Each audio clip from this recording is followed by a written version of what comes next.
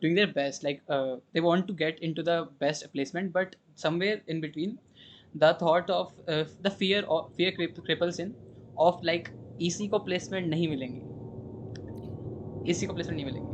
What did you So say on that? it's an interesting statement. Welcome everyone to this very exciting episode of Aawaz, an exclusive USS ACM podcast. Today, I'm your host Rahul Jain, an USS City fresher and ACM core team member. Today, we have with us Gaurav Jain, former chair of USS ACM. He specializes in machine learning and data science and is currently working as SDE at Tata 1MG. Today, we will be talking about various aspects of life as a CS engineer. Hopefully, you will benefit from this session and find yourself some motivation and inspiration if you're aiming towards becoming an engineer yourself. Okay, so let's start this session. First of all, for what way would you like to introduce yourself, giving us a background? Where did you study from? How did you end up with BTech? And what are you currently pursuing? Uh, Most of the background you have already given. So just a brief one. I did my schooling from Delhi itself. Then Hmm. earlier I thought becoming a doctor, but उसके बाद फिर shift कर लिया, like doctor is not my stuff. Then I chose engineering because other were not really good thing, like eliminatory method. So yes, Right. engineering it is. Then like हाँ JEE वगैरह दिया, सब करा, like that was a struggling period. Everyone faces it. So finally ended up in USICT. And happy to be here, completing 4 years. That's it. After that, now I'm currently working as software developer at Tata 1MG. Okay, perfect. So, how did you develop your path towards the tech sector in particular? Like you said, you firstly wanted to become a doctor, right? But how did you navigate through all the obstacles? Okay, so initially, as like I aimed to become a doctor, but then I thought like that stuff is not for me. After that, exploring all the fields, like what are all the available options, I figured out like computer science is a thing which really fascinates me, and also अभी future भी उसका काफी अच्छा है.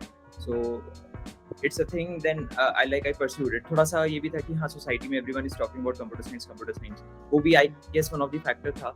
But then after first year में जब मैं आया, I talked to one of like my cousins who are already working in the IT industry. So उन्होंने मुझे guide करा था like क्या क्या fields होती हैं and what all I can do. Then I got really fascinated by AI and machine learning. That was the thing. Like I immediately caught my attention. Like अब तो यही करना है. So वाली चीज़ थी. Yes, फिर उसके बाद धीरे धीरे like Python सीखी. Then और मशीन लर्निंग कंसेप्ट्स वगैरह में आया अंदर, थोड़ा बहुत बैकएंड वगैरह साथ साथ करी. सो या मतलब एज सच कोई मेजर ऑब्स्टिकल नहीं था. It's just like go with the flow वाली थिंग. बस जैसे जैसे चलता गया होता गया. Okay, so you have also been a part of ACM for so long. Did ACM play any role in like developing your interest towards the tech sector? Yeah, definitely. So after first year, like the first year complete हुआ था, one of my seniors suggested me to join ACM. So like from there it was the first tech society I joined. और वहाँ से मुझे actually में पता चला कि like as the name suggest association of computing machinery. So उसकी अगर आप वेबसाइट खोलोगे या कहीं पे भी जाओगे तो उसके रिसोर्सेज मोस्टली इंक्लाइंड है इसके around he, computer science and technology ke around.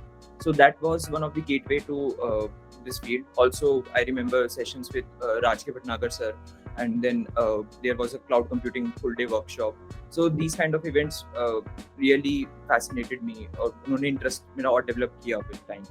And apart from this, not only technical interest, but जो overall एक personality development होती है, that it really helped me.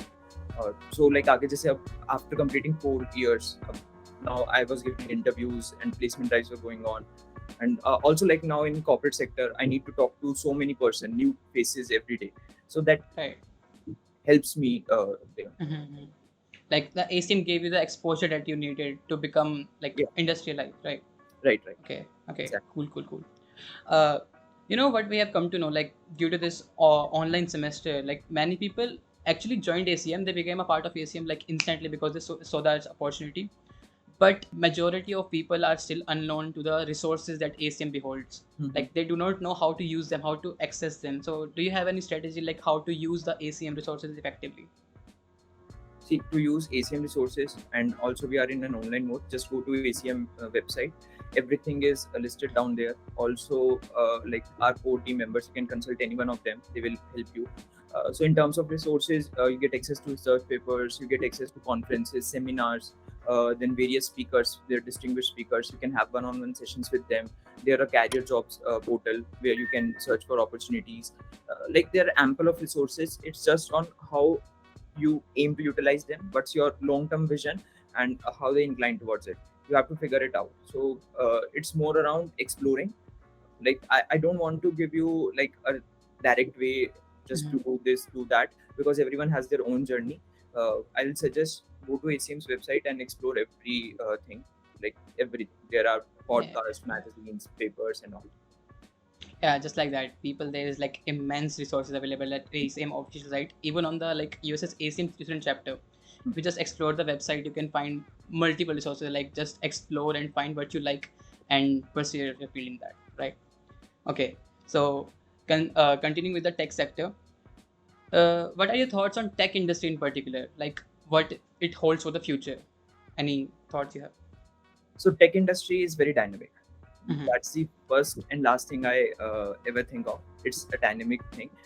One of my teacher once said, like आप रात को सोओगे और सुबह उठोगे, so there will be something new. Everything will be different. Right. So, Like software can develop instantly. Right. yeah. So that's the thing. And mostly software developers work in the night. So That is. that's the thing. For particularly in tech industry, since a lot of people are talking about AI, machine learning, blockchain, Web3. These are some of the new tech stacks really impacting the world. And like as everyone says, robot will take on the future. Maybe, maybe not. I cannot say right now because it's Right. dynamic in nature. But yes, I love this dynamicity, and because of this only, I am aiming to stay in the tech industry because it's not monotonous. So Yeah, it right. will keep impacting everyone's life day by day. Line of code, each line of code have its a huge impact. So yeah, that's the thing. Okay. So tech industry, right? Last decade we saw that the immense inflation in the tech industry. The tech industry just bursted out, and many jobs, many new opportunities are given to the people. Hmm. Last decade we saw that it was the like mediocrity sector, because like it was just about like connecting two different sectors. Like Hmm. if there's a buyer, there's a seller. You just connect them, and you can have a startup which will globalize like instantly, right? That's what Amazon and Zomato did. Yeah. So, what do you expect in the next decade? Like, where do you see tech sector going next? So tech sector, as you said, like it has boomed a lot. So it's Mhm. just more around shifting of people's employment from one sector to the other. Earlier, people were more around machinery and industrial sector. Now they are transforming everything to tech sector via automation. So everyone is trying to automate the process. They want to remove the manual intervention.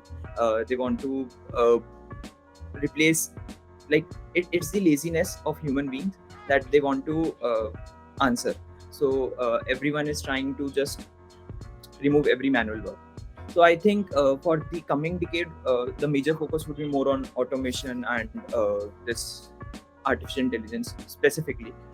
And apart from this, there, as I already said, there are multiple technologies coming in, Web3, crypto, and all. So, being an AI enthusiast, would you suggest which favor would you be in? Like, should AI take over the world or should it not? Uh, it's not AI is taking over the world. Mhm. It's again humans are developing AI. Yeah, right, right. Okay. There's that's I'm not on any of this side. I'm on the side Like, like okay, humans are making AI. okay, right. It's complimentary. Okay. Anyways, in the college, right? You said you wanted to be you developed your interest in tech in college, in the sense. But when you were going through that journey, did you develop any role models or stars like you know na, in movies we have like SRK. अगर किसी को hero बनना है, he obviously looks up to someone ना कि like मेरे को ऐसा बनना तो ऐसा बनना है. Do you have any role models in tech industry? Specifically, I have not to name any, but like I admire those people who build from scratch. Like Mhm. they have nothing in their background. They come out and become. I love to read stories of them. It's not just I follow one person. I just love the ideologies. So yes, I never like not kind of any role model or something, but yeah, Okay, so it's more it's like I'm the first Gaurav Jain. I'm not the second anyone. maybe. Right, perfect. Okay, so seeing that you have like gone through that journey, you have already achieved like at SG job at Tata 1MG already, which is great. So how would you suggest a freshman who's just starting his journey from like from the first year, me myself, how would you suggest like what tips and tricks I can apply right now, so after 4 years I can maybe achieve something like So, firstly, I have not cracked something big. It's just a normal thing. So, yeah. And secondly, about as what you can do in your freshman year, or maybe whenever you are starting. So it's not just like you should start in the fresh year, or you can start anytime whenever you feel you are ready. So it's there's one thing, just keep doing it. Like there's no particular path for anything. I have seen people giving roadmaps and all. Yes, they are helpful, but from my personal experience, I think it's more around exploring phase. Like firstly, when you are starting, you should explore whether it is of your interest or not. Like many people, they just blindly follow path, और उसके बाद उनको realize होता है कि yeah, this is not a thing, और फिर वो change करते वक्त it becomes really difficult for them क्योंकि वो time सारा निकल चुका है. They are at a particular time कि अब उसकी value इतनी नहीं बची है. So right. It's more around when you are starting, explore and just keep doing things. हो सकता है कि lows आएंगे, कुछ downs होंगे, ups and downs चलते रहेंगे, but yes, उनका भी अपना मजा है यार. नहीं तो फिर after end of the journey कैसे कहेंगे कि मतलब कुछ exciting था. up हुआ, so right, it will not be interesting. So yes, बस करते रहो, that's the thing, और give up नहीं करना. Right. Okay, so the trick number 1 is to be resilient, right? Be resilient, just don't give up. And tip 2 will be to be flexible about just changing pathways and be ready to any new thing and endeavors, right? Yeah. Tech industry is dynamic, as I said. Okay, so you have to be dynamic. Okay, so that's what you people gotta do to achieve your next dream job. Right. Okay, speaking of dream jobs, did you have any dream jobs or dream company as such, like any company or targeting in particular? Okay, so it's more around like when I was in first, second, third year. So our seniors used to say this word FANG is there, Facebook, right, Amazon, right. Google, Netflix and all. Yeah, everyone aspires for that when you start the journey. But with time you will realize that these are just names. What matters is your work-life balance, your compensation, your environment, your working life, everything. Like so, it's not just those company can provide. There are ample of opportunities where you can actually enjoy while working. So yeah, I would say, I would admit, like initially I had a dream of like right. Google, Amazon and Netflix and all, but nowadays I'm a bit satisfied what I have and I love it. So that's what matters. Right, like you later realize that what dream you actually had, it was not your own dream, it was the dream imposed on you by the community. Yeah, right, exactly. Right. Okay, so that's actually very deep, because like many people aim towards IIT, no, like they go through this journey, like they aim towards IIT, and after getting into any college they aim towards like these FANG company again. And right now what has this changed to Meta, like, Meta, so, right, Mang or something. Mang, right. What happens is like these are just short-term goals. But I have realized like rather than focusing on these, we should focus more on what we want to achieve in a longer term, like but with my long-term vision. So if we are able to figure it out, then these will not matter much. Ultimately, if I want to serve humanity with my technology skills, the company name will not matter. In fact, the company will not matter. It's more of I can even do freelancing to serve the community. So I would suggest like focus on long-term vision, not just short-term. Right. It's kind of like that song from Duriya when the guy just Saif Khan achieves everything, like every dream job he wanted, but is still sad. Yeah, that was actually like imparted from love, but that's not what we're talking about, right? Okay, talking about love, right? Not love, job. Okay.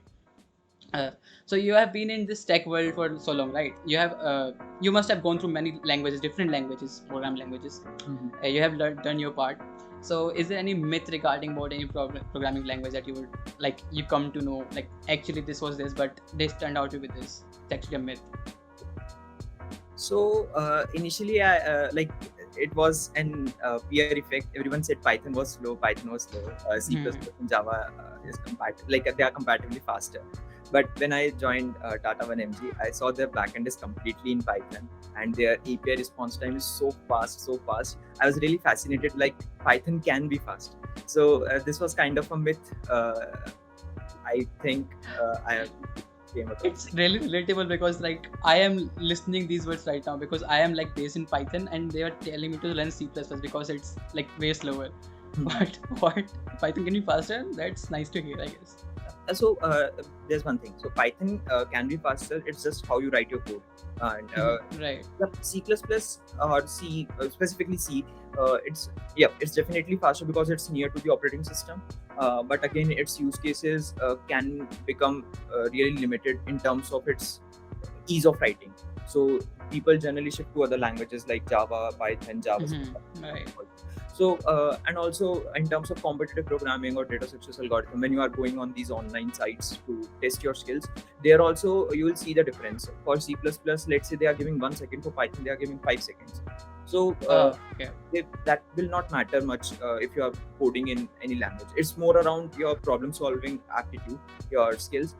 Language is just a medium. अभी हम English में बात करें then Hindi में बात कर ले. It's more around communication. You're communicating your ideas to the computer.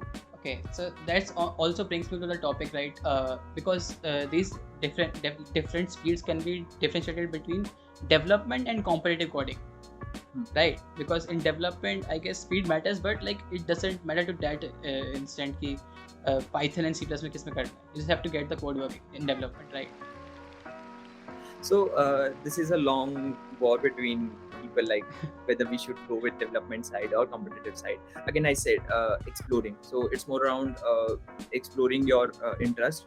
So see, competitive programming, it's a kind of sport which people follow. Like it happens when you are in school, you are confused between your sports thing, like I want to become a cricketer, I want to become a basketball player, and then you have these studies with you. So that's the same thing, I guess, development and competitive programming. Maybe I'm wrong, it's just a personal opinion. So it's more around people do earn good while doing competitive programming. There are competitions, there are specific companies who are working in the competitive field, whereas development is more kind of building user interface, like directly for the users. Competitive programming generally doesn't cater user directly, whereas development, it's more kind of a user facing thing. So even your parents are using some product which might be outcome of development. So that's the thing. It's more around what interests you. But yes, one thing is common. People do confuse between data structures and competitive programming. So data structures and algorithms is a thing you should definitely do because it's helpful both in development and competitive. After that, it's your personal choice whether you want to play it as a sport or you want to do something for the user facing. So that's right. Okay. Like talking about you, like did you try competitive programming yourself, and what was your experience with it? I did try in second year, I guess third semester maybe. Like I tried giving competitions. They were my friends really helped me a lot. I used to ask them doubts. We used to take part in competitive competitions. Like we were in hostel, so everyone was. There's a kind of thing. Everyone was just doing coding, and yeah, I did start coding, but with time I realized like it's not that interesting for me. Yes, yeah. It fascinates me, but I don't want to do it right now. Maybe in future I can try. Right. It's interesting for sure, that I know, but it's not made for me right now. So that's why I then shifted to exploring more on machine learning side and then Python side. So perfect. Okay. Speaking of hostel, you stayed in hostel, right? For all your 4 years, right? And in hostel, we know there is no one around us. Like in the sense, no one adult around us, no one responsible around us to tell us what to do. So basically, it is just people like us, and maybe even more masti wale bacche. How would you suggest ki how do you not compete? How do you develop your interest or discipline towards like something academically? What is your experience with that? So let's get the facts correct. I was not in hostel for 4 years because COVID. Oh, okay. There was for 2 Oh, right. Okay. That was also. So effectively, like I spent 24 months in hostel, like 1.5 years before COVID and 1 semester after COVID. So yes, I agree to this point. There is no adult around you, but then again, it forces you to become an adult. Oh, right, right. That is actually so deep. Okay, nice. I like that. So yes,